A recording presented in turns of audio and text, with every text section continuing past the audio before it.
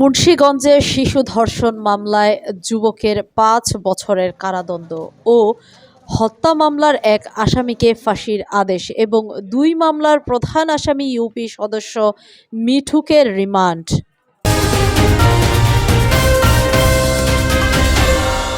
মুন্সিগঞ্জের টঙ্গীবাড়িতে ৮ বছরের শিশু ধর্ষণ মামলায় মাহিন মৃধা নামের এক যুবককে ৫ বছরের কারাদণ্ড দিয়েছে আদালত।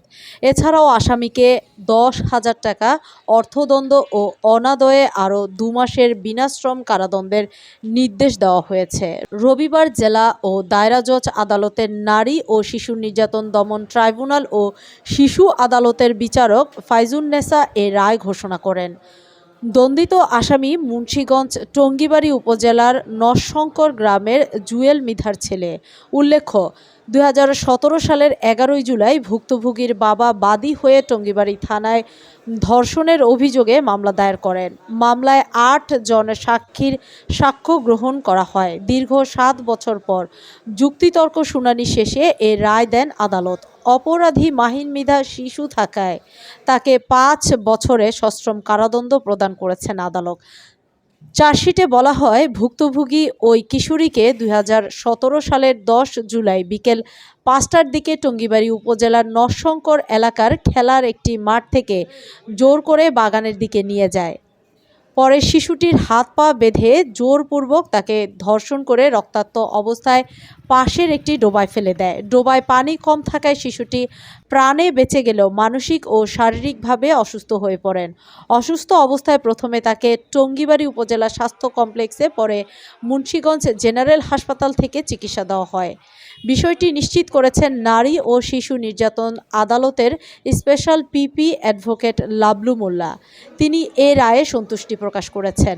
অপরদিকে হত্যা মামলার এক আসামিকে ফাঁসির রায় দিয়েছেন আদালত। মুন্সিগঞ্জের শ্রীনগরে আরশেদ আলী হত্যা মামলার আসামি শহীদুল ইসলাম ওরফে জহুরুলকে ফাঁসির আদেশ দিয়েছেন আদালত। রবিবার দুপুরে মুন্সিগঞ্জ অতিরিক্ত জেলা ও দায়রা জজ দ্বিতীয় আদালতের বিচারক খালেদা ইয়াসমিন উর্মি এই রায় দেন।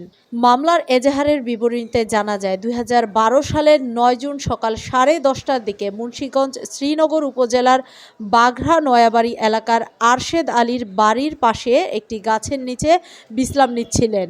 এ সময় একই এলাকার জৈনক জাহাঙ্গীর হোসেন বাড়ির কেয়ারটেকার শহীদুল ইসলাম ওরফে জহিরুল পূর্ববিরোধের জের ধরে প্রকাশ্যে নিহত আরশেদকে ধারালো কোদাল দিয়ে উপর্ঝুপি কুপিয়ে গুরুতর রক্তাক্ত জখম করে ঘটনাস্থলেই তার মৃত্যু ঘটায়। ঘটনার ২ দিন পরে নিহতের স্ত্রী রহিমা বিবি বাদী হয়ে শ্রীনগর থানায় হত্যা মামলা দায়ের করেন। ওই মামলায় ৯ জন সাক্ষী সাক্ষ্য প্রদান করেন। দীর্ঘ প্রায় ১২ বছর বিচার কার্য শেষে আজ দুপুরে আদালতে আসামির ফাঁসির রায় প্রদান করা হয়। তবে এ সময় আসামি পলাতক থাকায় আসামির অনুপস্থিতিতেই এই রায় দেওয়া হয়। বিষয়টি নিশ্চিত করেছেন ওই আদালতের রাষ্ট্রপক্ষের কৌঁসুলি অ্যাডভোকেট সিরাজুল ইসলাম পল্টু। এদিকে গজারিয়ায় নির্বাচনে হট্টগোল ও সাংবাদিকের ওপর হামলার প্রধান আসামি মিঠুকে ১ দিনের রিমান্ড দিয়েছে আদালত।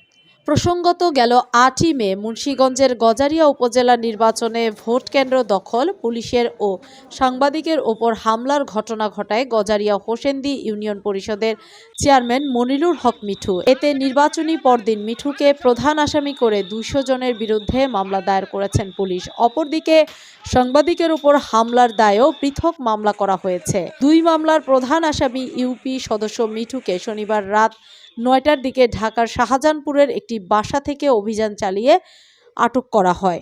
রবিবার দুপুরে তাকে আদালতে হাজির করে ৭ দিনের রিমান্ড আবেদন করেন মামলার তদন্তকারী কর্মকর্তা মহিদুল ইসলাম।